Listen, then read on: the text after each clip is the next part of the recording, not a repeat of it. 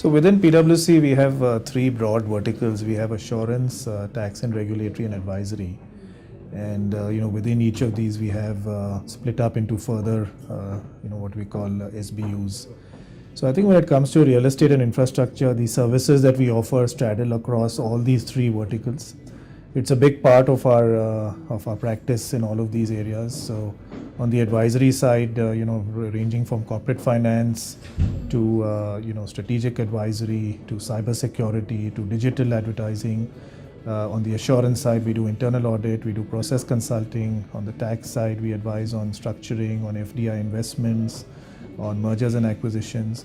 So I think almost every line of service, almost every SBU that we have in the firm has some touch point or the other with real estate and infrastructure. So it's one of those industry segments that almost all our practices are able to service.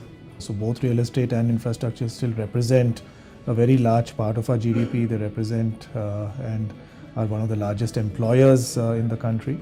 And I think both, when you look at it from the government's perspective as well as from the private sector's perspective, these are two areas that will continue to attract both domestic and international investment.